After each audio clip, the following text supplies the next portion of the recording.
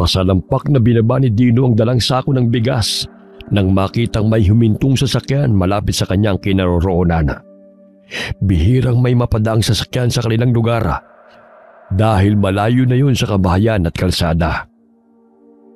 Nagkubli si Dino sa talahiban nang biglang bumukas ang pinto ng sasakyan at pilit na pinabababa ng dalawang armadong kalalakihan ang tatlong lalaking nakapiring ang mga mata.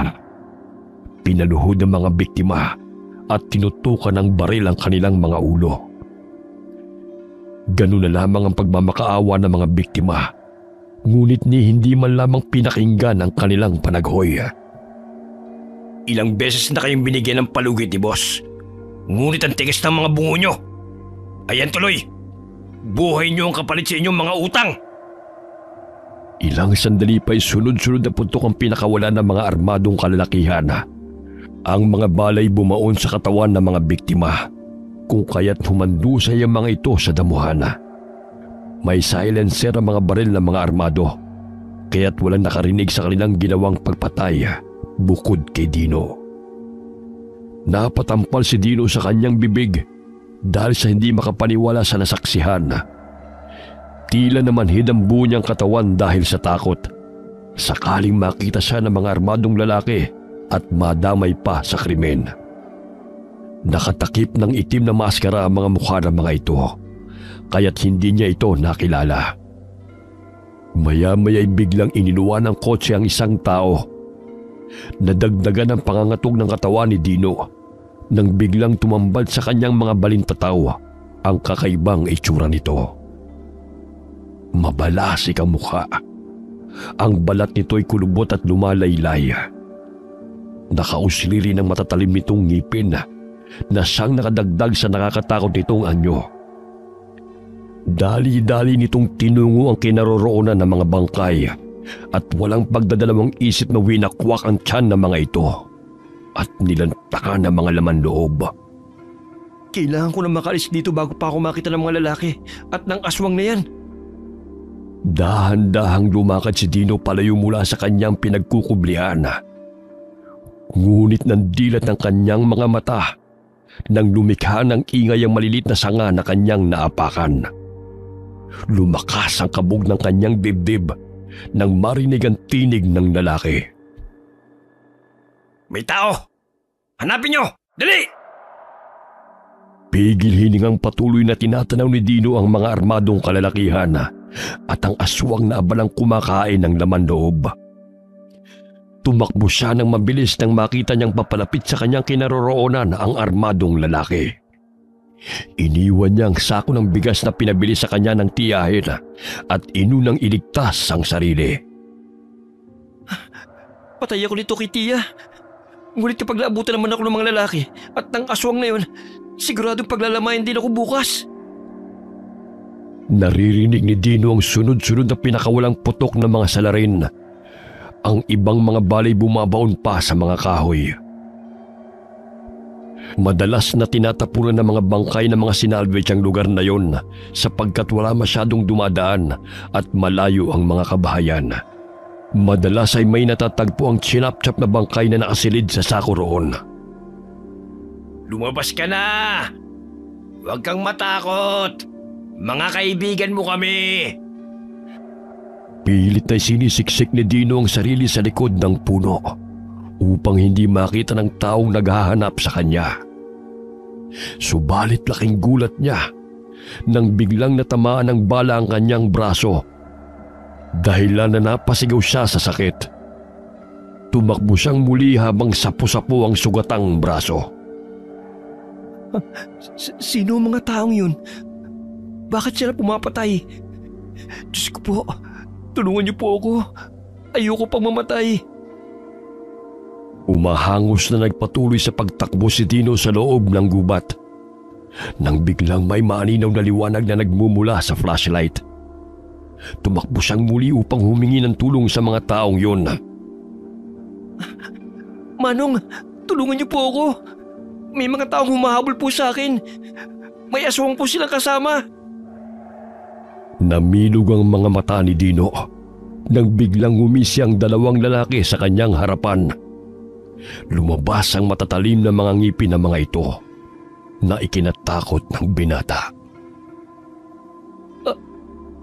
Aswang din kayo? Maawa po kayo sa akin. Wala akong kasalanan sa inyo.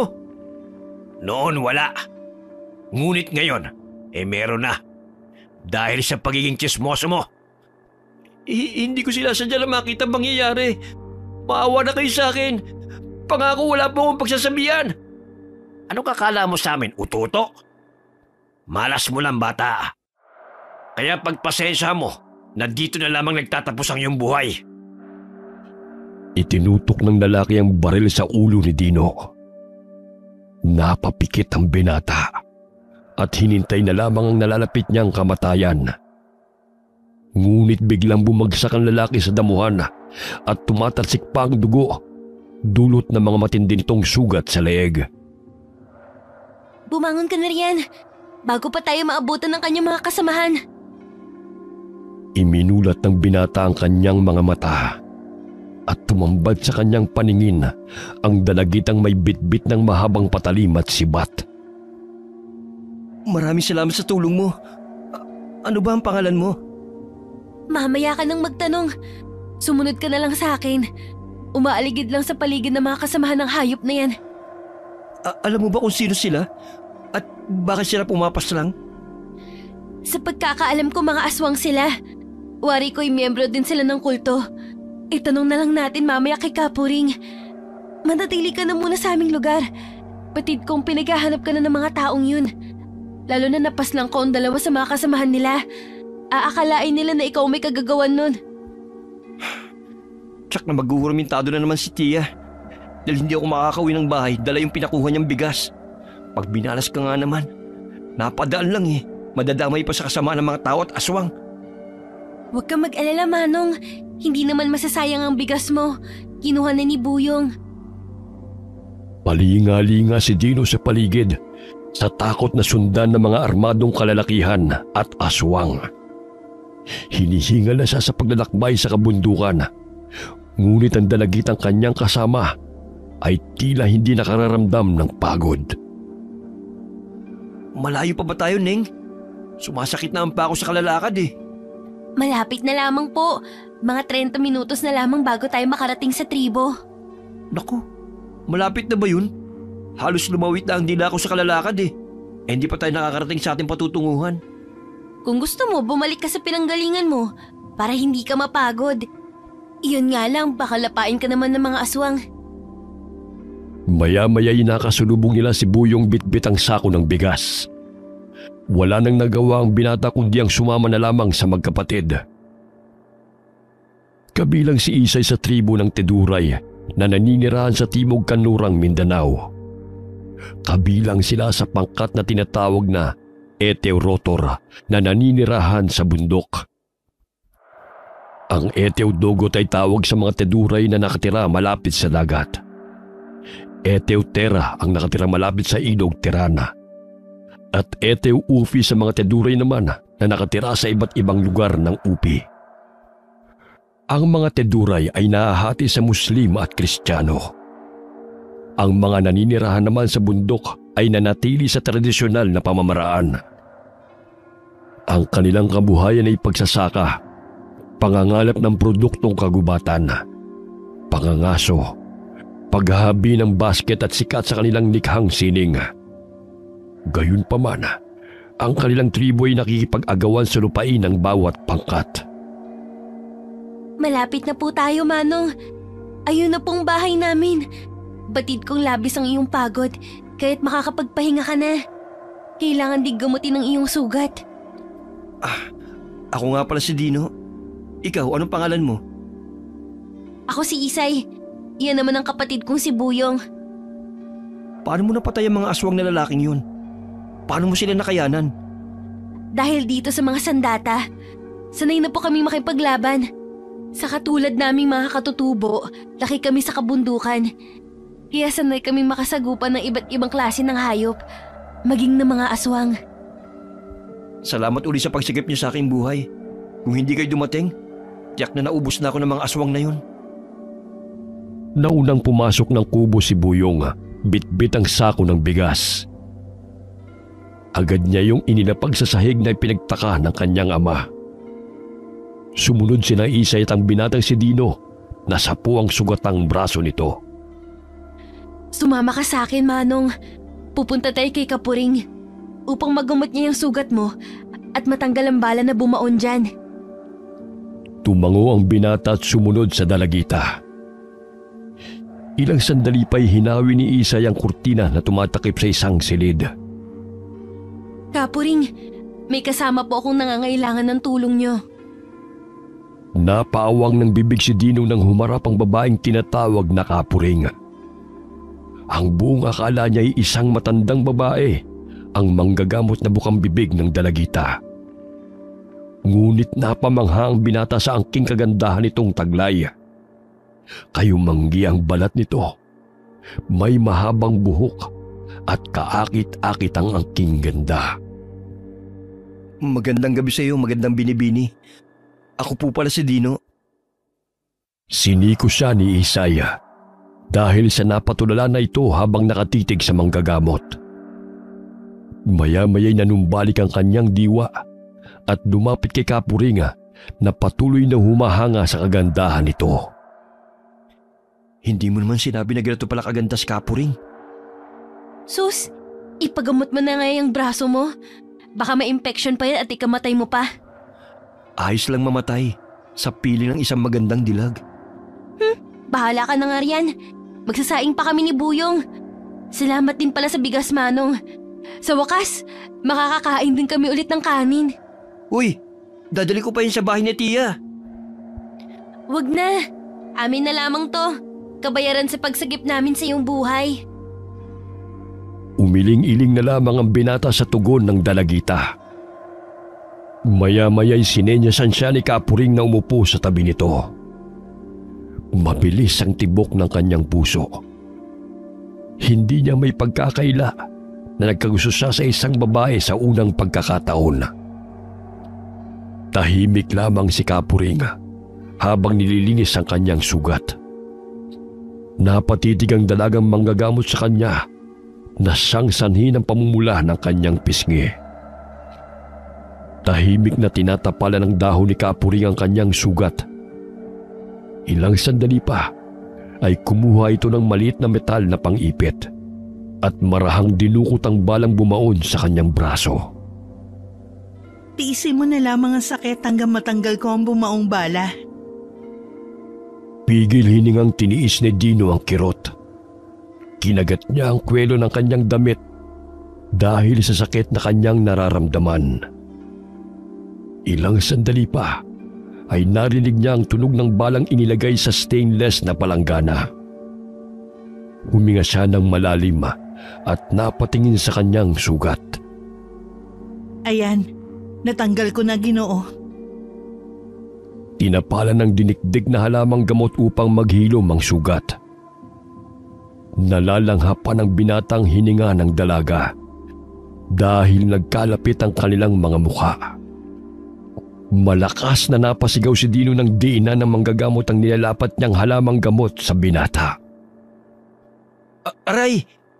Dahan-dahan naman po. Maganda ka naman talaga eh.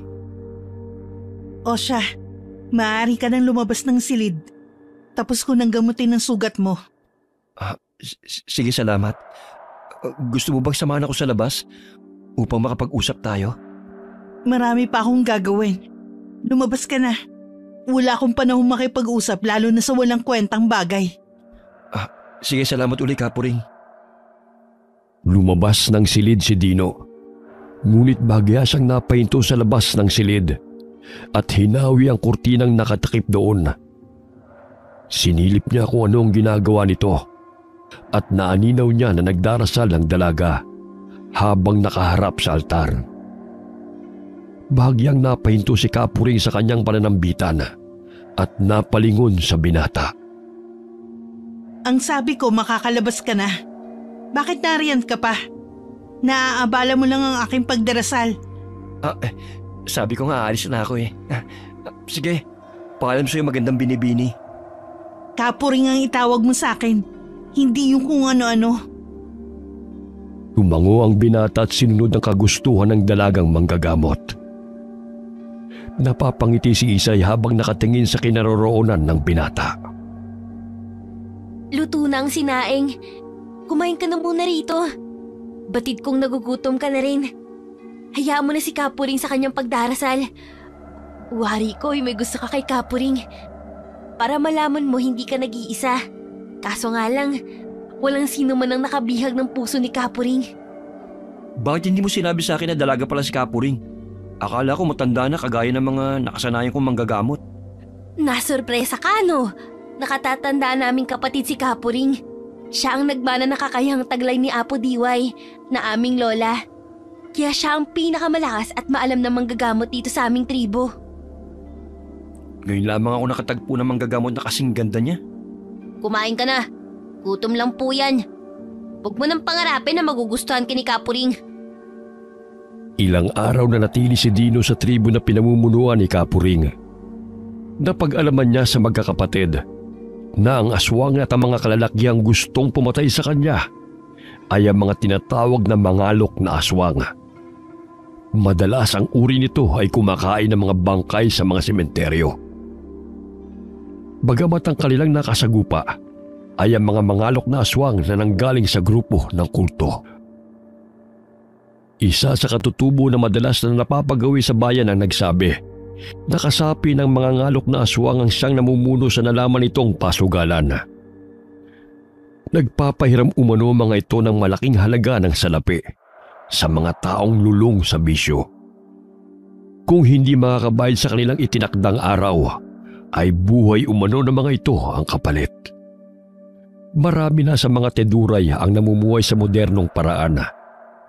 Ngunit ang mga katulad ni Kapuring na naninirahan sa kabundukan ay patuloy na namumuhay sa tradisyonal na paraan. Naniniwala sila sa animismo, isang paniniwala sa espiritu at Diyos ng kalikasan.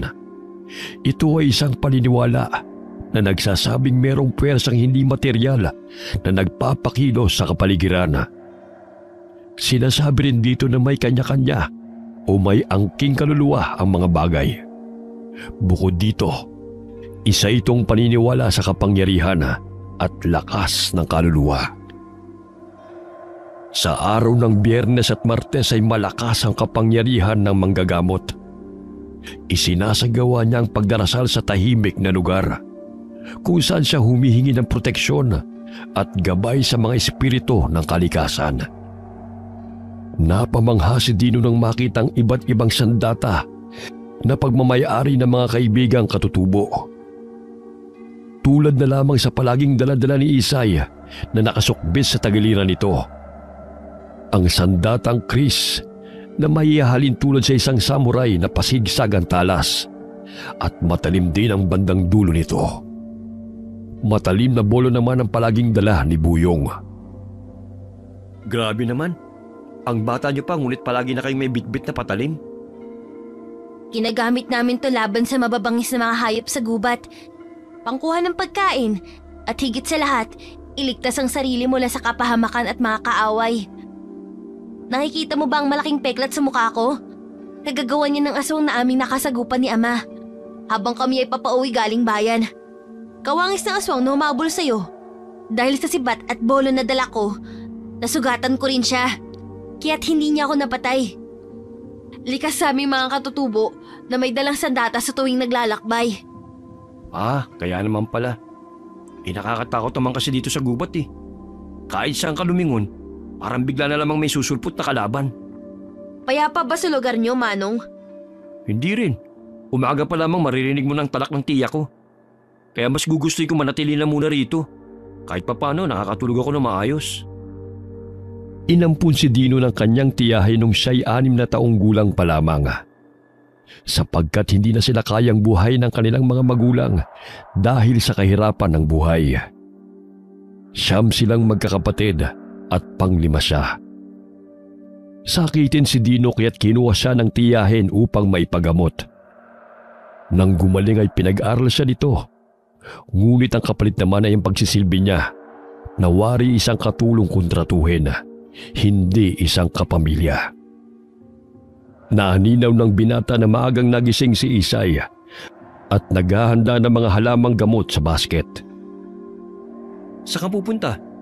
Hindi pa nga lubusang sumisikat ang araw oh. Sasama ako kay Kapuring sa kabilang baryo upang manggamot. Ah, talaga ba? Maaari bang sumama? Malayo yun kaysa sa nilakad natin. Baka di mo kakayanin. Abay, kaya ko yun. Naku, sanay ako sa lakaran. O sige, dalhin mo na tong basket at may kukunin pa akong ibang sangkap.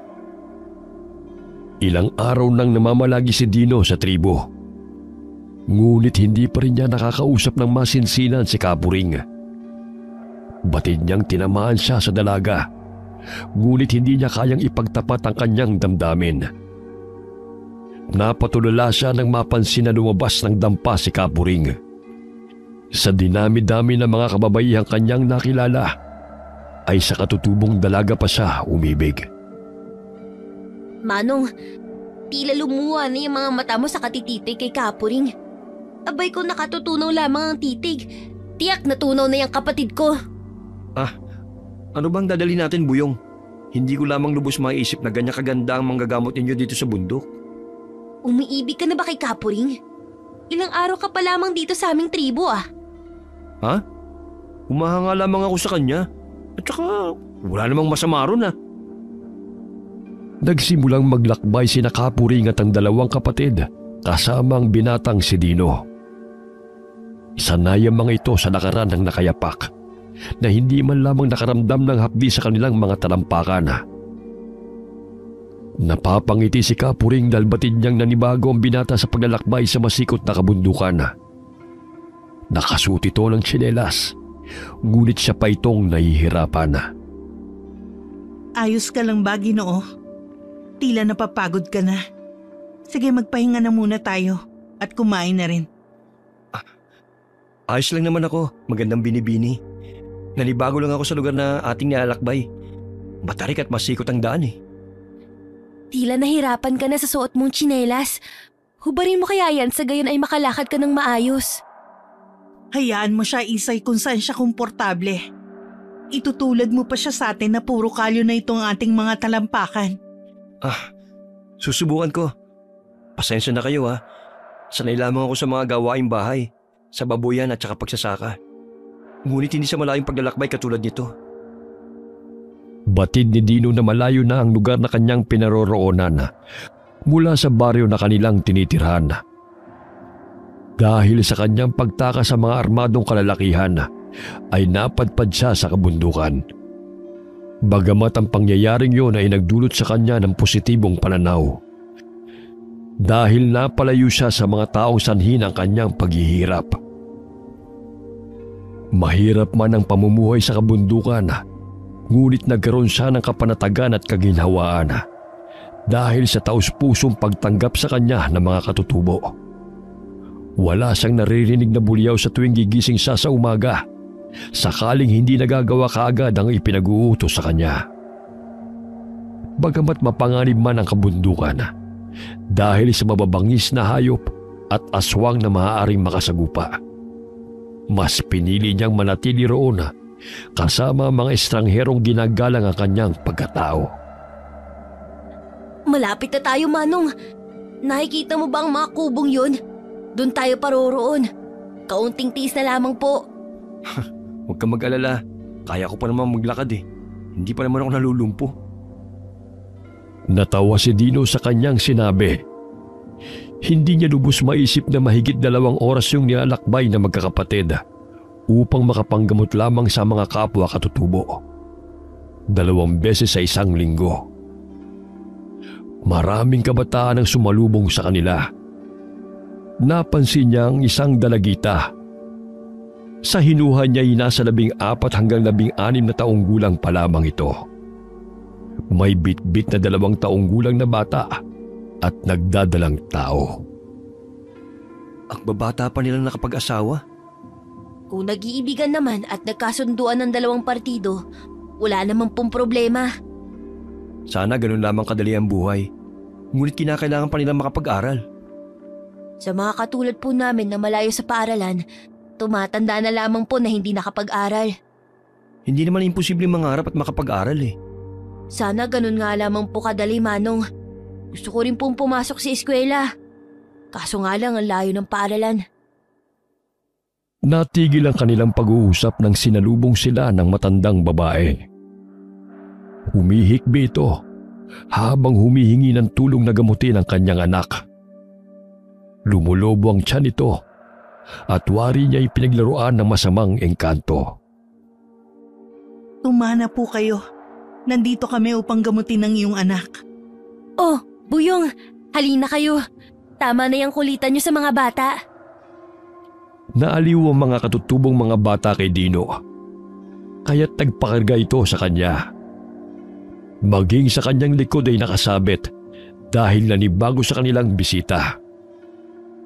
Mamaya na tayo maglaro mga bata ha. Dadalhin ko lamang tong basket kay Kapuring. Tumango ang mga batang lalaki at binitiwan ang kanilang bisita. Agad na sumunod na pumasok si Dino sa maliit na dampa. Bumungad sa kanyang paningin ang binatilyong lalaki na halos nangingitim na ang bibig nito. Pinahira ng dinasalang langis ni Kapuring ang katawan ng binatilyo. Maya-maya'y pinainom niya ito ng maligamgam na tubig.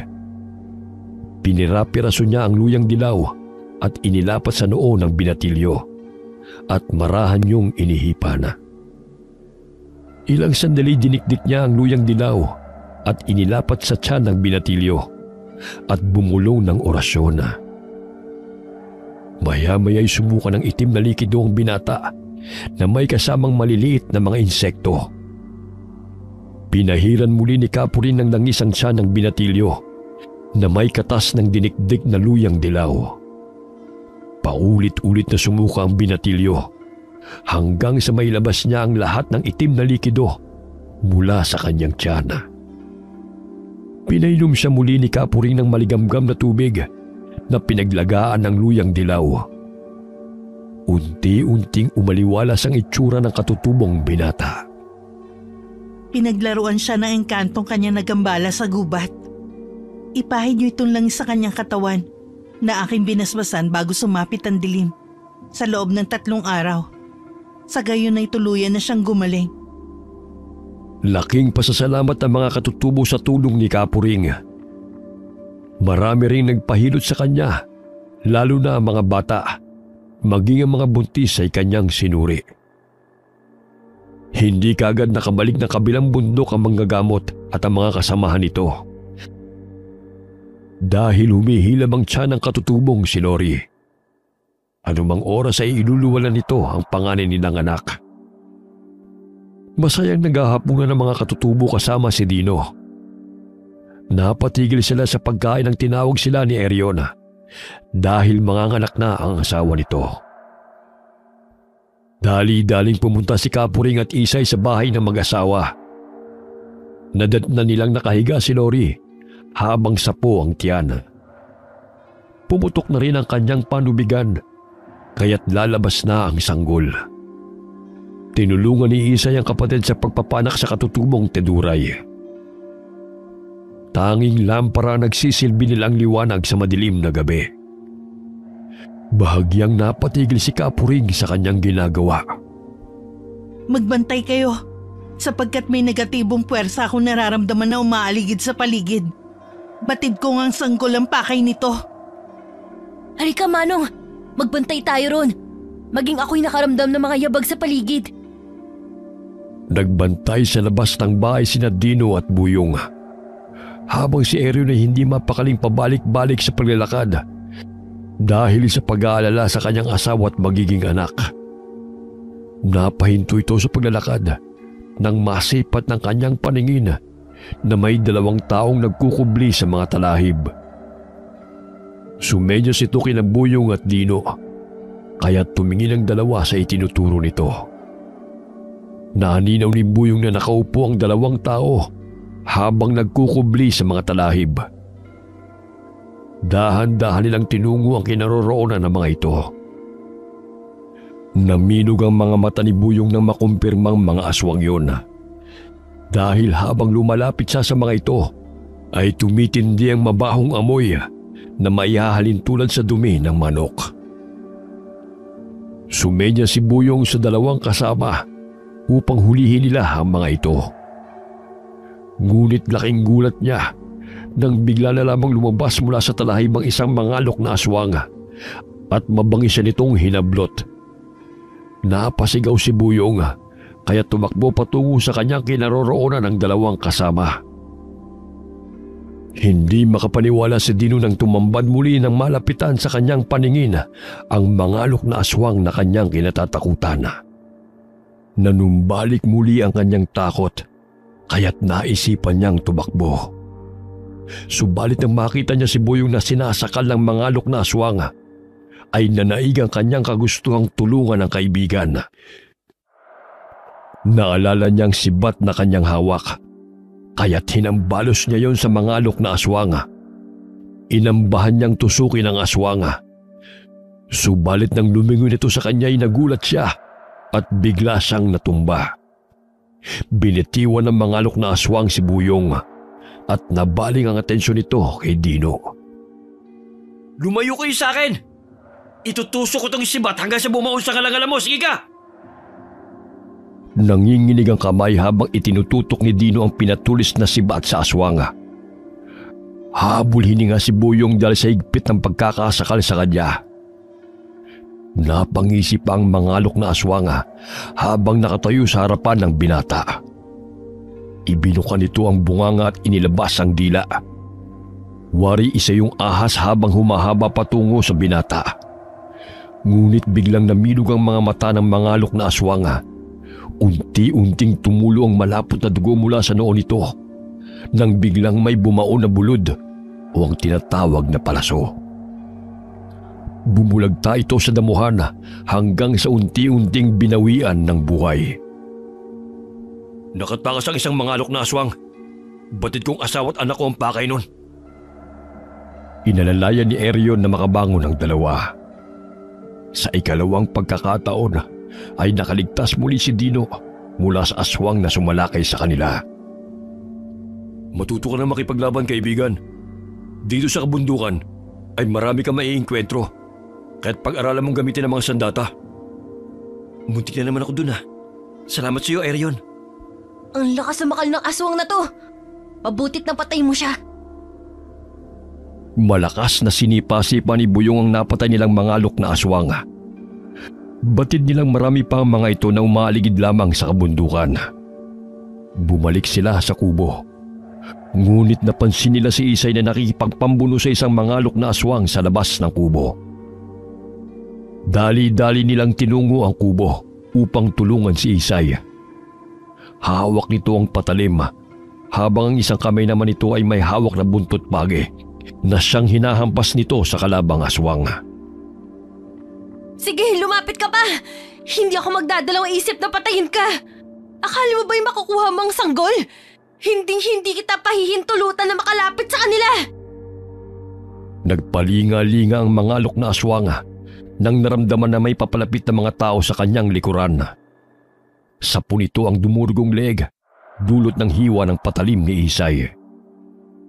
Matuloy nitong tumakbo palayo na sawi sa kanilang ninanais na makuha ang sanggol. Patuloy pa ring inalalayan ni Kapuring si Lori upang mailabas nito ang sanggol sa sinapupunan nito. Nakikita ko na ang ulo ng anak mo.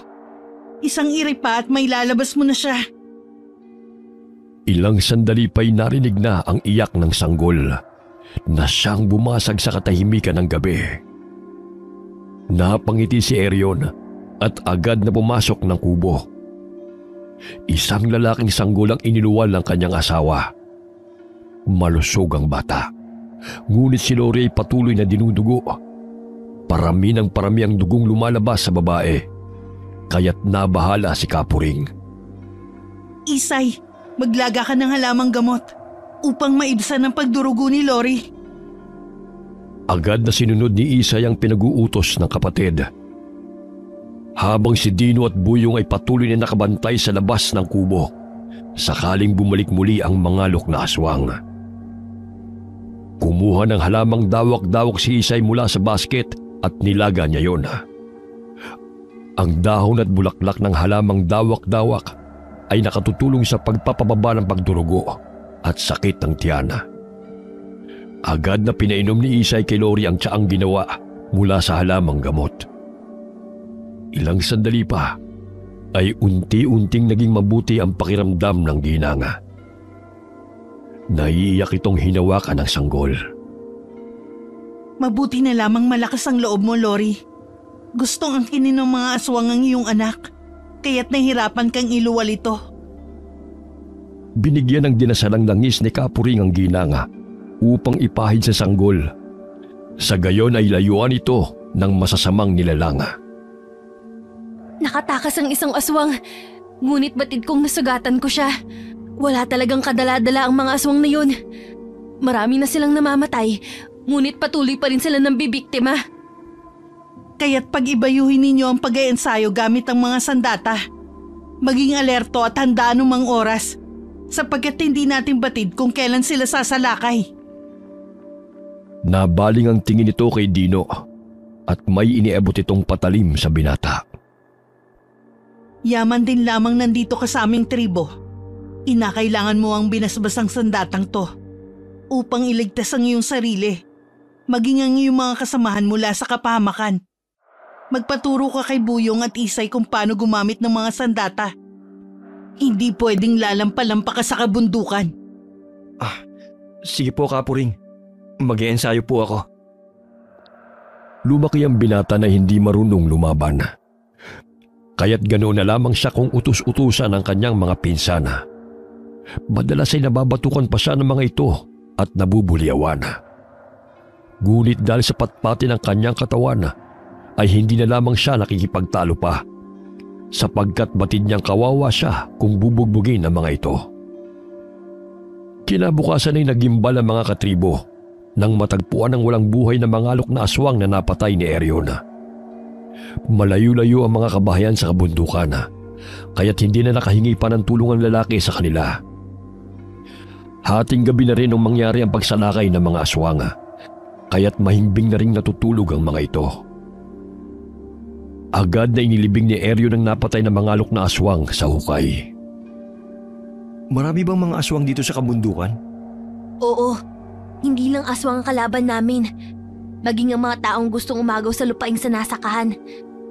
Alam mo, Manong, parang nakalimutan na kami ng gobyerno. Siguro dahil sa layo na rin ng aming tirahan. Gusto rin namin makapag-aral kagaya ng iba. Ngunit mailap sa amin ang edukasyon dahil wala ng gurong napapadpad sa aming lugar. Nung merong gurong napapagawi rito, 2 beses sa isang buwan siya pumapanhik ng bundok. Ngunit isang araw, natagpuan siyang patay sa ilog. Labis ang pagdadalamhati noon ng tribo. Sino pumatay sa kanya? Ayon sa sabi-sabi, marahil na tiyempuhan siya ng aswang dahil sa wakwak ang laman loob niya. 3 araw na natili si Kapuring at ang mga kasamahan nito sa kabilang bundok.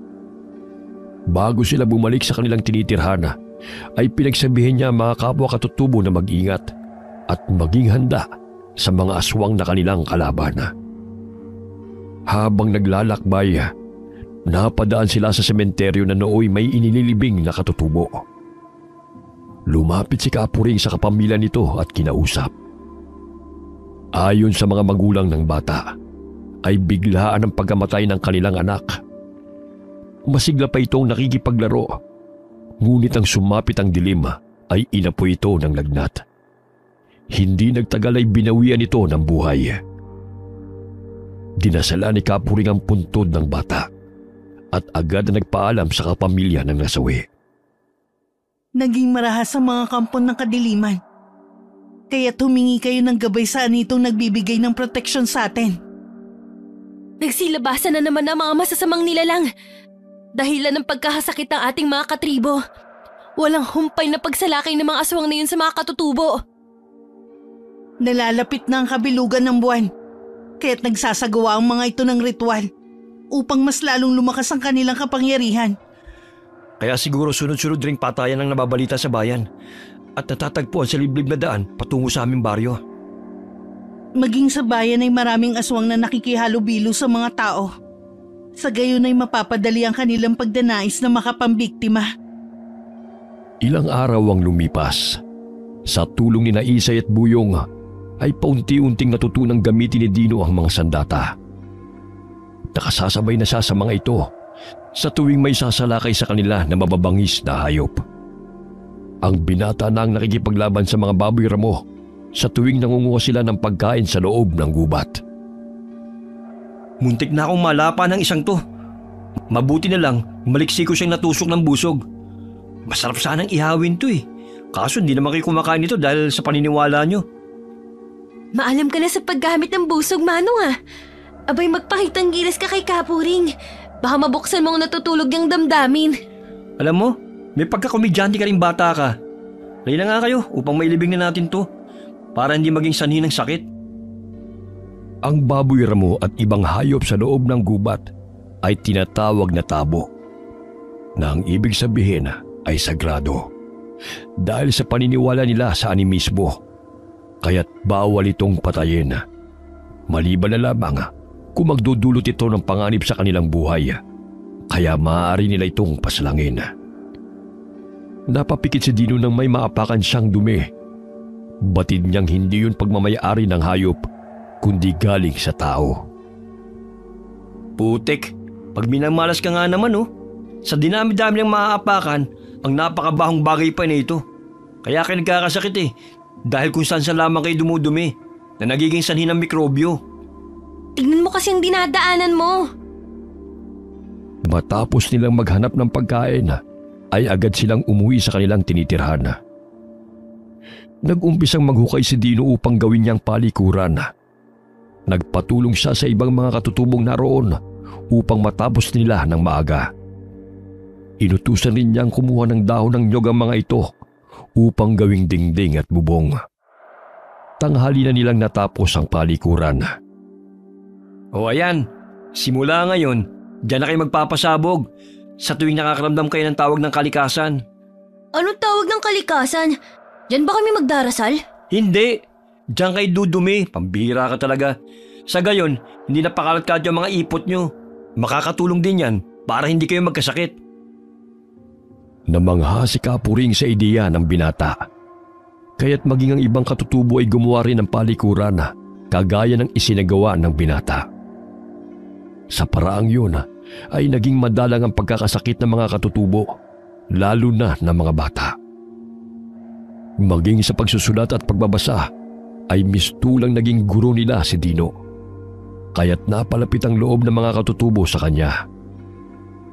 Lumabas ng bahay si Kapuring habang kinukwentuhan ni Dino ang mga batang katutubo tungkol sa paaralan na kanyang pinasukan. Gamit ang maliit na kahoy ay sinusulat niya ang mga letra sa lupa upang turuan ng mga bata sa pagsusulat. Kahit papano'y may matutunan sila dahil sa ipinagkait sa kanila ang karapatang makapag-aral. Maraming salamat sa iyo, Ginoo. Maraming natutunan ng mga bata sa iyo. Naging isa kang mabuting modelo sa kanila. Ako nga po dapat na magpasalamat eh. Dahil sa inyo, naranasan ko mamuhay ng payapa. Salat man sa pera o material na bagay, ngunit busog naman po sa pagmamahal. Naging masaya po ako sa bawat araw na pananatili ko po rito. Sa di kalayuan, ay tanaw nilang dalawa si Buyong na humahango sa pagtakbo patungo sa kanilang kinaroroonan. Kapuring, hinukay po ang puntod sa sementeryo. Natagpuan po nagkandalasog-lasog ang bangkay ng batang biktima na ating nadaanan noong isang linggo. Marami pa talagang natitirang mga aswang sa kabundukan. Nasaan na ang bahagi ng katawan ng bangkay? Inilibing na lamang muli ng kanyang mga magulang. Nadagdagan ang paghihinagpis ng mga magulang ng bata nang madatna ng kalunos-lunos na sinapit ng bangkay ng kanilang anak. Animoy na simot na ang laman loob at tanging kalansay na nagkalat sa paligid ang natira sa hinukay na puntod. Sumama si Dino kay Buyong patungo sa bayan upang magbenta ng basket na ginawa ng mga katutubong teduray.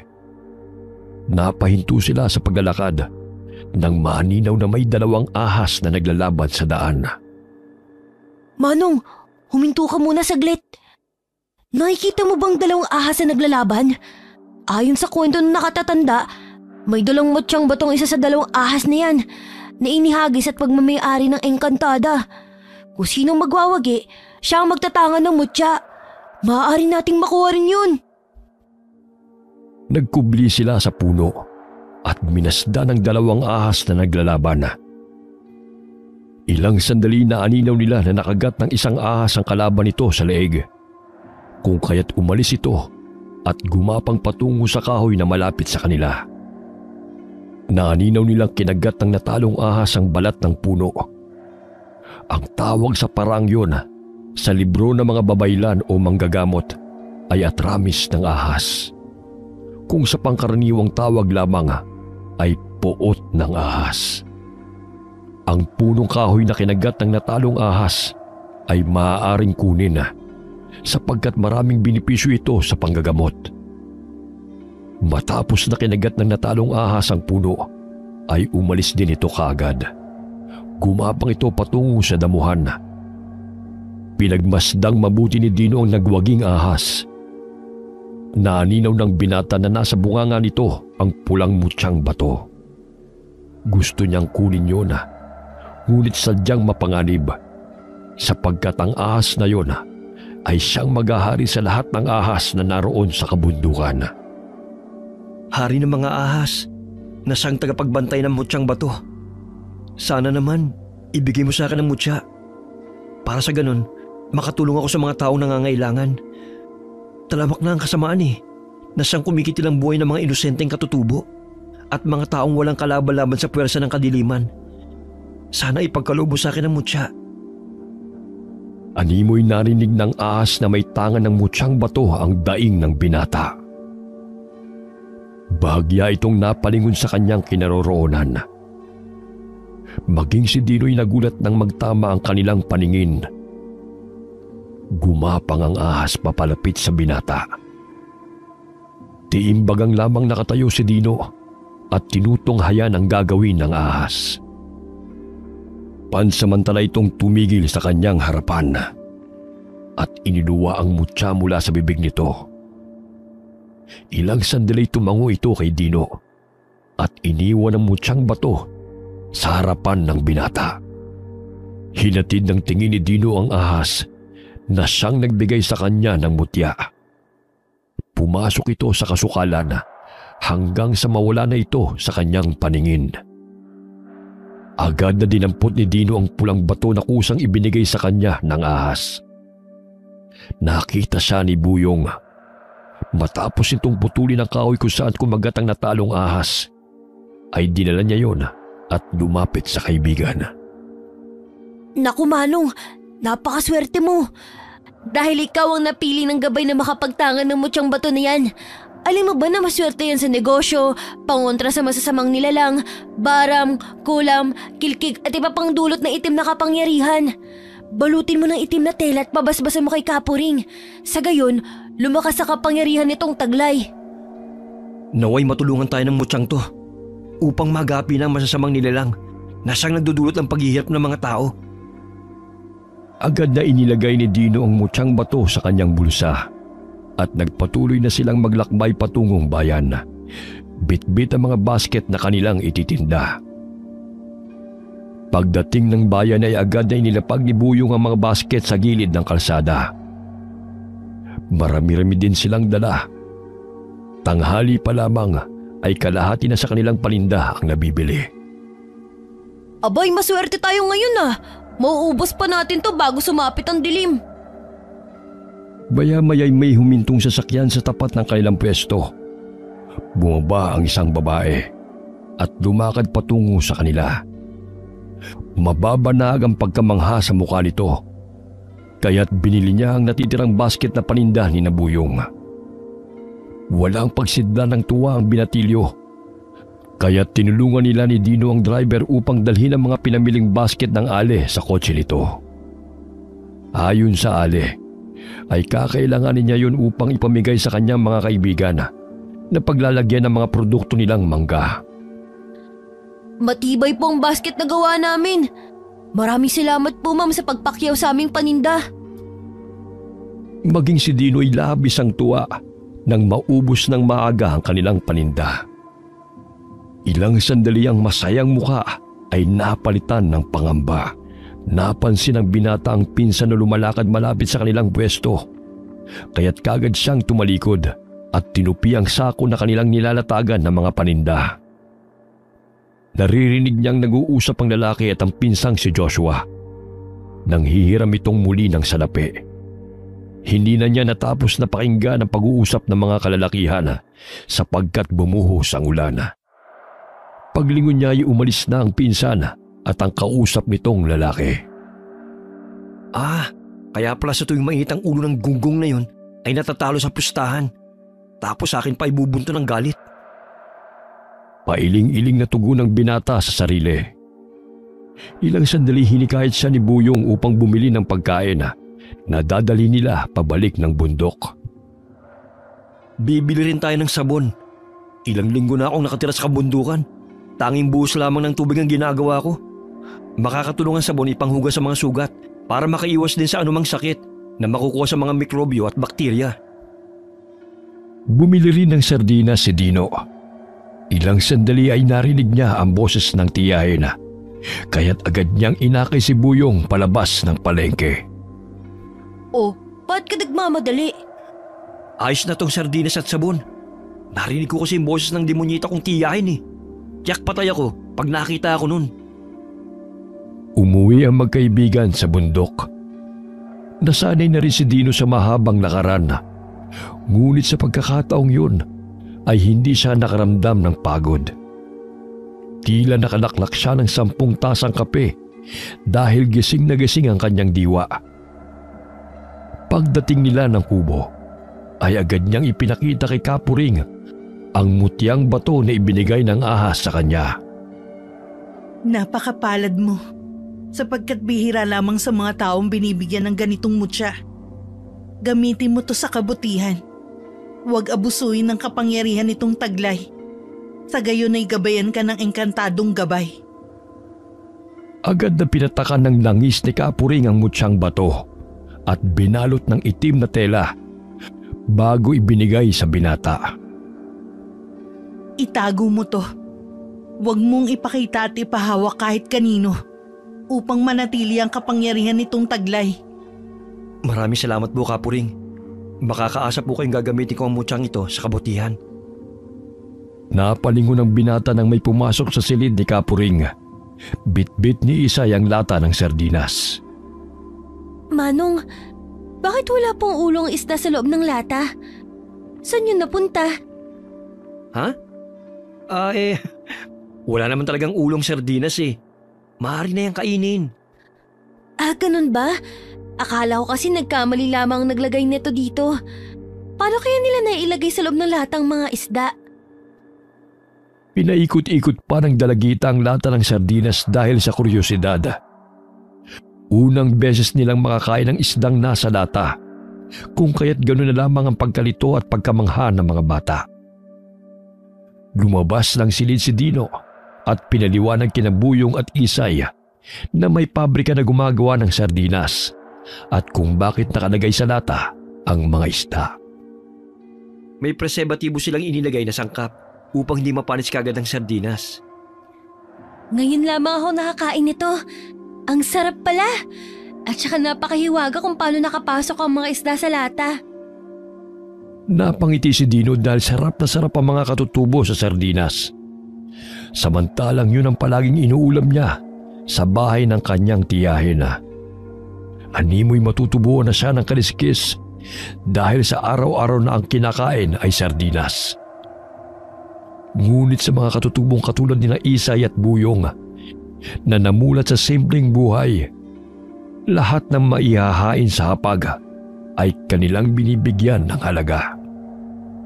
Kapuring, halina po kayo. Tikman niyo po tong sardinas. Masarap po. O sige, tawagin niyo na si Ama upang makapaghapunan na tayo. Unang beses na naging espesyal ang ulam na sardinas kay Dino, sapagkat yun ang madalas niyang kainin sa tuwing hindi siya binibigyan ng pagkain ng kanyang tiya o tinitipid siya nito. Gaya ng kasabihan, anumang inihahain sa hapag ay nagiging espesyal kung kasama ang buong pamilyang nagsasalo-salo sa pagkain na puno ng pagmamahalan. Sa tribo ng mga katutubo, Naramdaman ni Dino ang pagpapahalaga sa kanya na maihahalin tulad niya sa ulam nilang sardinas. Kapag nakabenta muli tayo ng marami, bumili ulit tayo nito, Manong. Nako, mauumay ka rin kapag inaraw-araw mo ang sardinas sa pagkain. Alam mo namang bihira lamang kami nakakain ng pagkain katulad nun. Sige, bibili tayo ng marami kapag nagkapera tayo muli. Ngunit huwag araw-arawin, hindi maganda sa kalusugan at saka mauumay ka rin. Madalas nang sumama si Dino kina Isay at Buyong sa pagtitinda ng basket sa bayan. Narinig ni Dino ang balita tungkol sa talamak na patayan. Ang mga bangkay ay natatagpuan sa liblib na lugar o di kay mga kapirasong bahagi ng katawan ang iniiwan sa talahibana. Kahit saan man tayo magpunta, hindi pa rin natatapos ang kasamaan ng mga tao. Dulot yan ng kasakiman. Naikwento ng katabing tindero kay Dino ang tungkol sa mga taong nawawala na nanulong sa sugal kagaya ng sabong. Naging mainit ang balita na yon dahil sa sunod-sunod na pagkawala ng mga tao. Ngunit walang sino man ang nakakaalam kung sino ang dumukot sa mga ito. Marami na rin nakikita ang binata na nakapaskil sa mga poste na missing. Marahil kagagawa niyo ng grupo ng kalalakihan na muntik na ako mapatay. Maaring sila ang pasimuno ng mga pasugalan. Sambit ng binata sa kanyang isipan. Ilang sandali nakita niyang muli ang pinsana at may kausap itong dalawang lalaki. Napansin niya na si Joshua pa ang naghihikayat sa mga ito upang maglaro sa pasugalan. Maliit lamang ang puhunan, ngunit malaki ang balik na panalo ang makukuha nila. Isang stratehiya ng sugal, papanalunin ka sa umpisa hanggang sa malulung ka at mabaon sa utang. Sinundan niya ang pinsana at nakikita niyang may sinisingil itong tao at binayaran siya ng malaking halaga. Matindi ang kanyang hinala na may ginagawa itong hindi kaaya-aya. Manong, saan ka ba pumunta? Kanina ka pa namin hinihintay ni Isay. Alam mo, Buyong, matindi ang aking pakiramdam na may kinalaman ng aking pinsan sa pagkawala ng mga tao. Marahil ang pinagtatrabahuhan niya ay isang sindikato. Paano mo nasisiguro yun, Manong? Sinundan ko kasi siya eh. May kahina-hinala siyang ginagawa, kasamang ibang kalalakihan. Hindi ko mawari eh. Ngunit nararamdaman kong may masamang hangarin ng mga taong kasama ni Joshua. Habang naglalakad pa uwi, ay napansin ni Dino na may itim na sasakyan na huminto sa bandang talahiban. Inabot sila ng dilim, kaya't hindi sila napansin ng mga taong sakay ng kotse. Nagtago sila sa mayayabong na damuhan upang sipatin kung anong gagawin ng mga tao roon. Bumungad sa kanilang paningin ang mga taong nakasuot ng itim na bumaba ng sasakyan. Kinanadkad ng mga ito ang tatlong kalalakihan na nakatakip ng telang itim ang mga ulo. Kaya pala madalas kong nakikita may dugo sa mga damo. Akala ko ipagmamayari ng mga hayop sanhin ng pangangaso. Sinundan nila ang mga kalalakihan.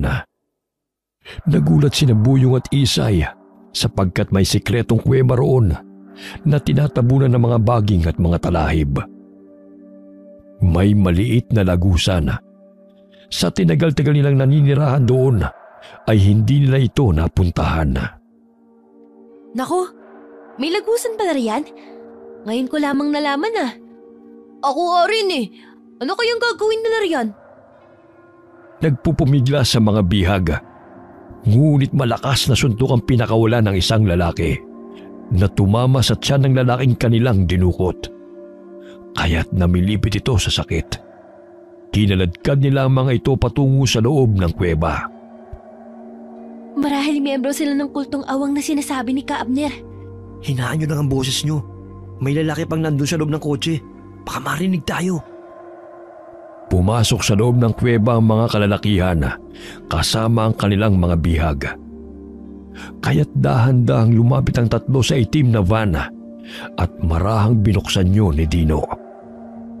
Ngunit laking gulat niya nang magtama ang kanilang mga mata ng driver. Joshua? Anong ginagawa mo rito? Bahagyang napatras si Dino nang biglang nagbago ang anyo ng pinsang si Joshua. Matalim itong nakatitig sa kanya na ang mga matay nagbabaga. Tinubuan rin ito ng mga balahibo sa noo na maihahalin tulad sa isang hayop. Bigla siyang sinakal ng lalaki hanggang sa mamilipit siya sa sakit. Joshua, ako to si Dino. Pinsan mo ako. Ngunit tila hindi pa rin siya naririnig ng lalaki at patuloy siyang sinasaktan nito. Ilang sandali pa'y malakas na pinukpok ni Isay ang ulo ng lalaki gamit ang malaking bato. Kaya't nabitiwan nito si Dino. Hindi ba't ang sabi mo demonita ang tiyahin mo? Pinsan mo yan, anak ng demonita. Ya demonyo rin yan. Sinasaktan ka nga nila noon, di ba? Kahit magpakilala ka pa sa kanya, hindi pa rin maaawa sa'yo. Itali na natin siya bago pa manumbalik ang lakas niya. Imbis na tulungan ng binatilyo ang kapatid, ay naghalungkat ito ng mga gamit sa loob ng kotse. Hanggang sa may makita siyang bag na punong-puno ng salapi. Tingnan niyo, ang daming pera. Naku, sandamakmak na sardinas ang mabibili ko nito. Ang sabi ko, tulungan mo kami rito. Ibalik mo yan. Hindi sa atin ang pera. Wala kang pahintulot sa may-ari kaya hindi mo maaaring kunin. Ay, sayang naman. Sige, pagpapaalam ako para makakuha ko rito. Humarap ang binatilyo sa nanghihinang si Joshua at tinanong ang lalaki kung maaari niyang kunin ang mga pera. Dahil nahihilot nakakaramdam ng sakit ng ulo, ay napatango ito na ikinatuwa naman ni Buyong. Ayan, Isay. Nakita mong tumango siya, di ba? Kaya't pumayag siya. Sa akin ang mga perang to. Makakabili na ako ng isang sakong sardinas. Ay, ewan ko sa'yo. Tulungan mo muna kami rito. Mamaya tubuon ka na ng kaliskis sa kakasardinas mo riyan. Mapagkamalan ka pang syokoy. Nagtulungan silang hilahin ang katawan ni Joshua upang ikubli sa talahiban. Pinulupot nila ang baging sa katawan ng lalaki. Sa gayon ay hindi ito makatakas. Batid kong isa na rin siyang mangalok ng aswang, Manong. Marahil sumali na siya sa grupo ng mga lalaking yun. Ang pagiging aswang may ipapasa sa pamamagitan ng laway at ritual. Isa silang kulto ng mga aswang sa pagkakaalam ko. Nagsasagawa sila ng alay upang mapalakas ang kanilang kapangyarihan. Ang dugo ng kanilang mga biktima, inaalay nila sa Diablo na siyang nagbibigay sa kanila ng kapangyarihan bago nila lantakan ng mga lamang loob. Hindi ako makapaniwala na sumapi si Joshua sa kanila. Kaya pala may natatagpo ang patay na baboy sa baboy ni Tia. Ako palagi napapagalitan. Siya pala may kagagawan nun. Halina kayo, tignan natin kung anong ginagawa nila sa loob ng kuweba. Gamit ang patalim ay binutasan ni Dino ang mga gulong ng kotse. Hinila ni Isay si Buyong dahil patuloy pa rin itong naghahalongkat ng mga gamit sa loob ng sasakyan. Ano ka ba, Buyong?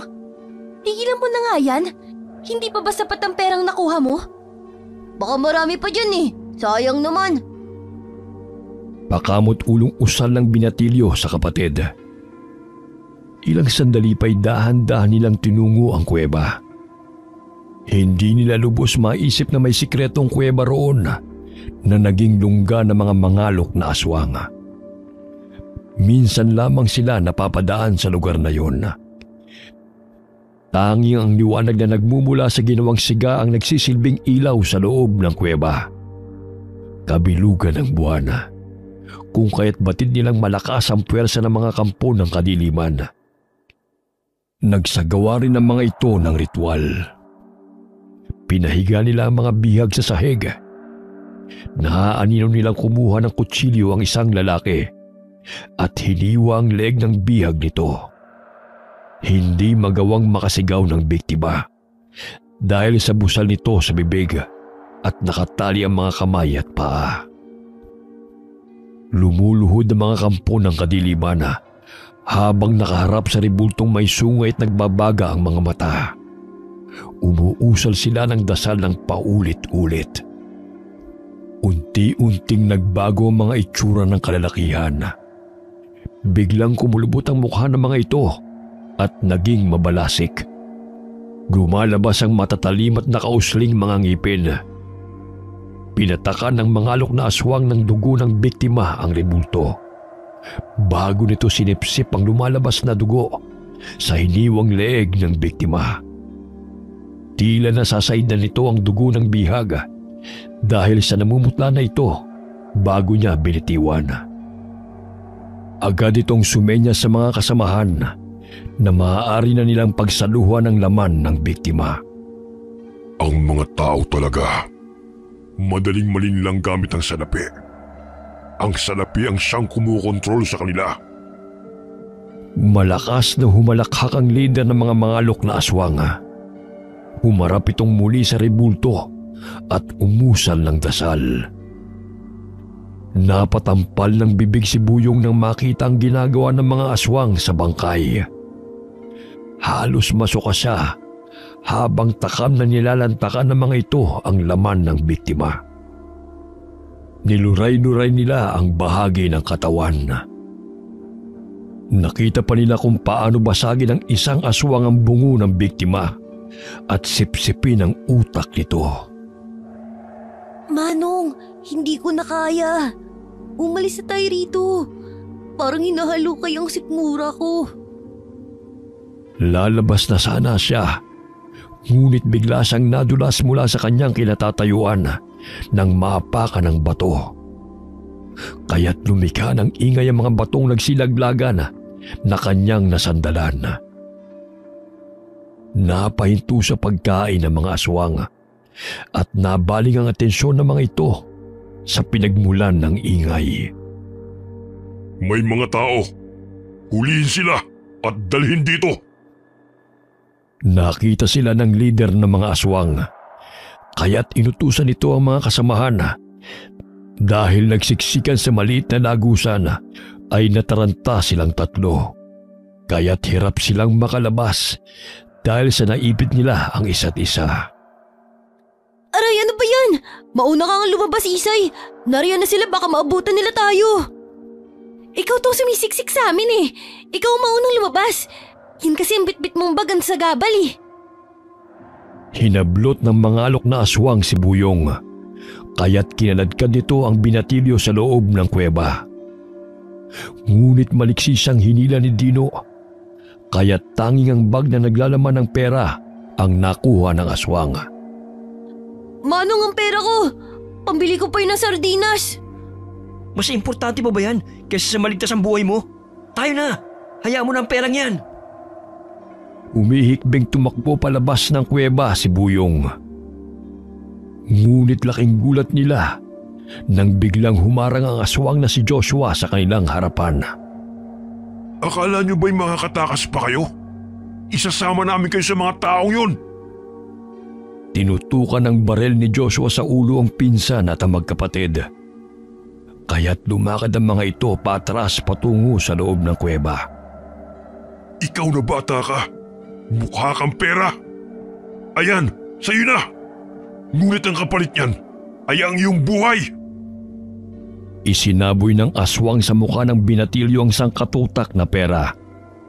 Namilog ang mga mata ng binatilyo dahil nagkalat yun sa sahig.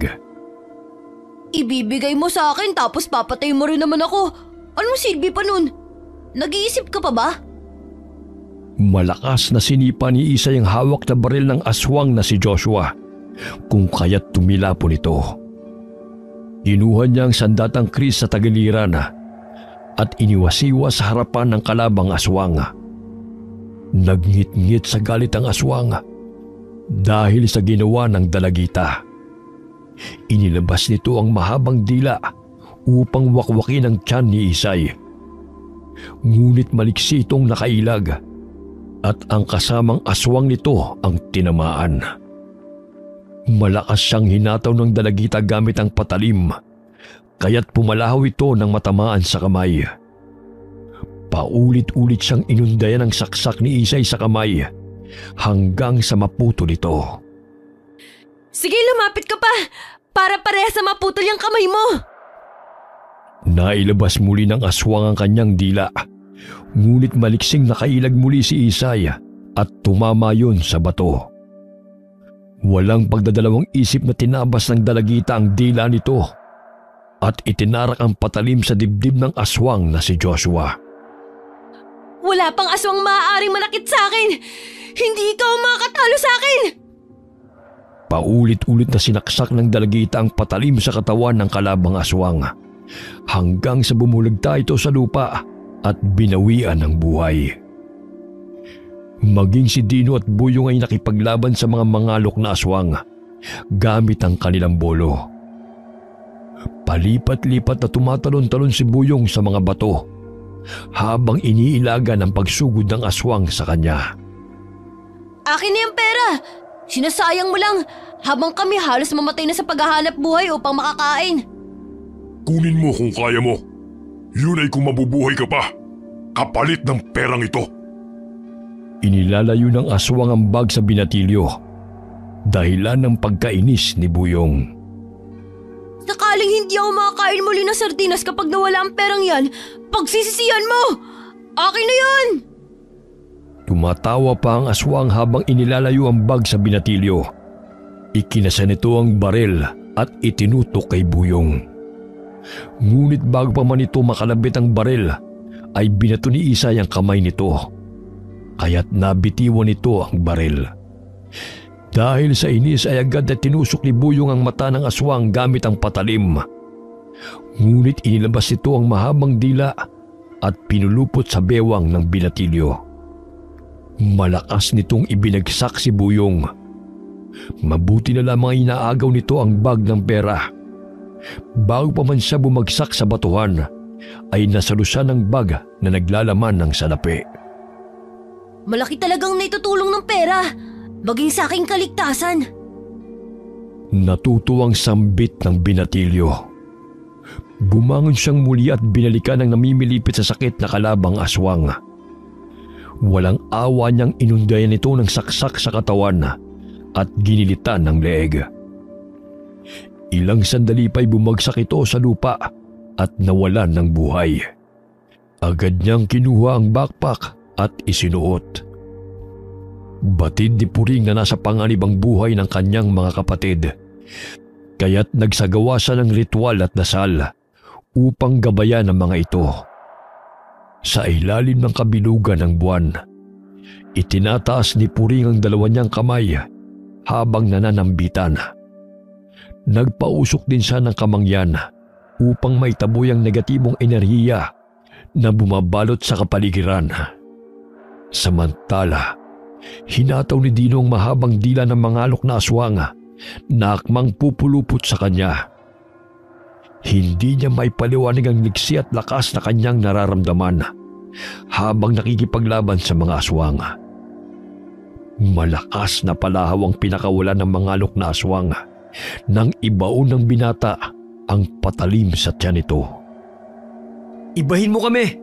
Namumuhay kami ng patas! Hindi tulad ng mga gahaman at makasarili ng mga miyembro nyo! Patuloy na hinalukay ng binata ang tiyan ng aswang hanggang sa dilat ang mga mata nito na unti-unting binawian ng buhay. Sumampa ang lider ng mangalok na aswang sa mataas na bahagi ng bato sa loob ng kuweba. Umusal ito ng orasyon na siyang ikinatakot ni Dino. Umihip ang malakas na hangin. Kasabay nun ay naririnig nila ang mga atungal ng mga hayop sa labas ng kuweba. Nadidinig din nila ang mga takbuhan. Wari niya ay tinatawag nito ang mga kasamahan upang magkaisa sa kanilang ritual at paghasik ng lagim. Naku, tinatawag niya ang kanyang mga kauri. Sa pamamagitan niyan, inuutusan niyan sa lakayin ng mga itong mga tao. Natatakot ako sa kaligtasan ng ating mga katribo. Huwag kang mawalan ng pag-asa. Alam ko makakayanan nilang iligtas ang kanilang mga sarili. Walang kasama na magwawagi. Manalig lamang tayo sa may kapal. Alam kong ibang pinaniniwalaan nyo. Ngunit hindi tayo pababayaan ng dakilang lumikha. Akala nyo ba'y makakalabas pa kayo rito ng buhay? Katulad ng mga sakim na taong yan, ibabaon ko kayo sa limot! Itiko mo yung bunganga mo! kung wala ka namang sasabihin na mabuti. Inasinta ni Buyong ang lider ng mga alok na aswang gamit ang tirador. Ngunit tumambling-tambling ito sa ere upang iwasan ang mga balang pinakawalan ng binatilyo. Bago pa man ito makalapag sa lupa, ay malakas na inihagis ni Dino ang bolo patungo sa ulo ng lider ng mga aswang. Ilang sandali nandilat ang mga mata nilang tatlo.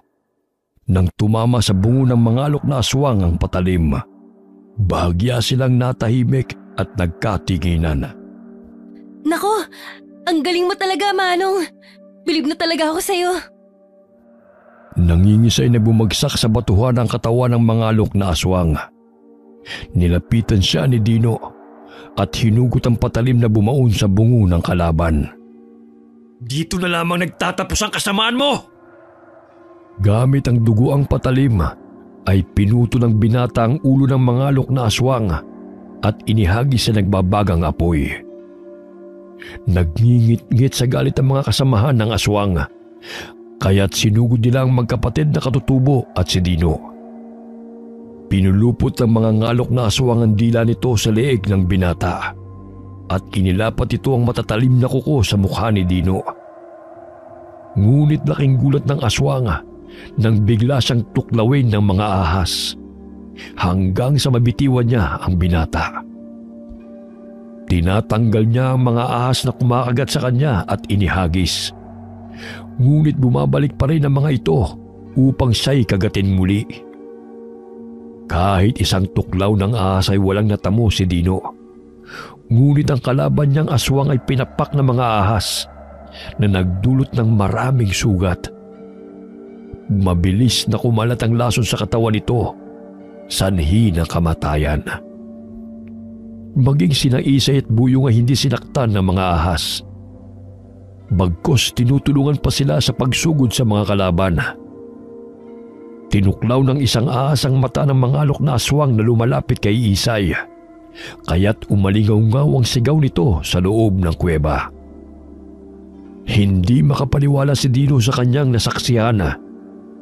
Marahil sa tulong yun ng batong mutya ng ahas na kanyang tangan. Nagapi nila ang mga ngalok na aswang.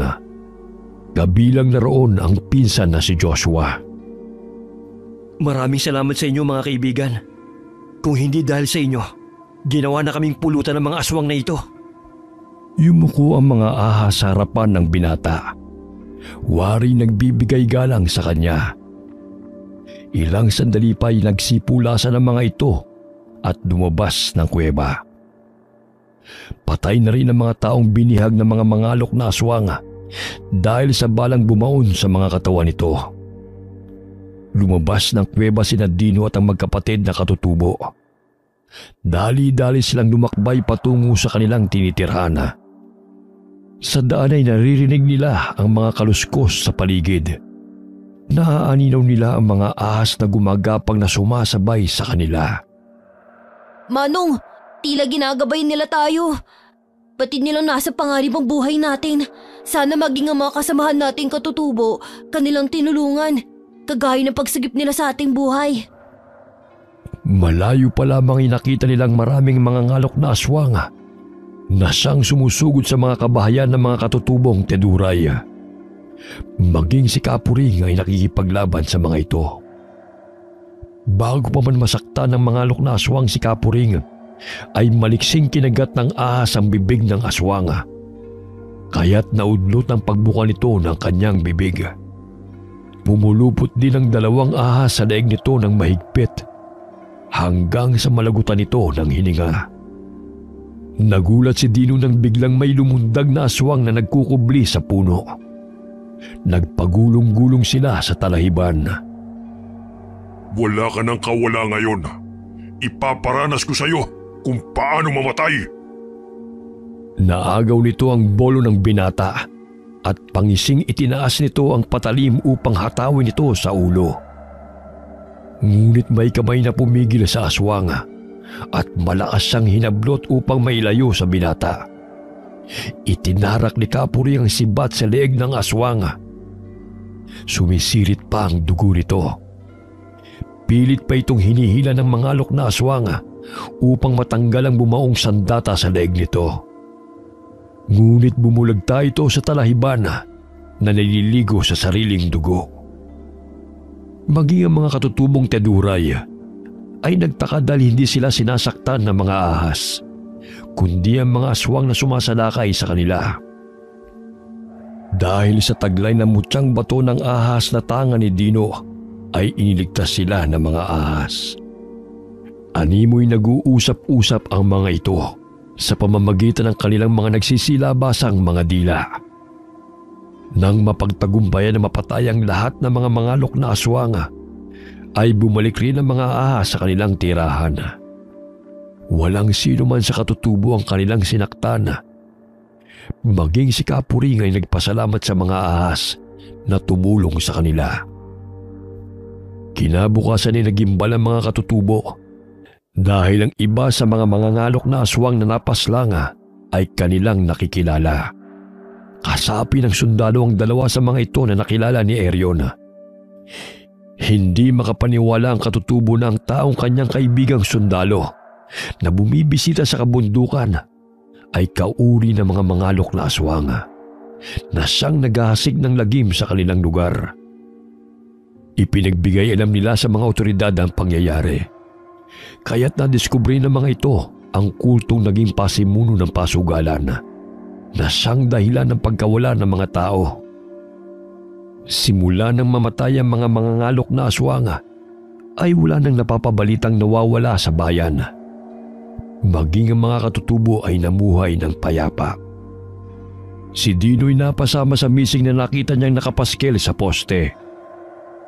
Napalingon lamang siya dahil hindi niya sukat akalain na may maghahanap pa sa kanya, sapagkat ni isa sa kanyang pamilya ay hindi man lamang siya kinumusta kung maayos ba ang kanyang kalagayan habang nagtatrabaho sa babuyan ng tiyahin.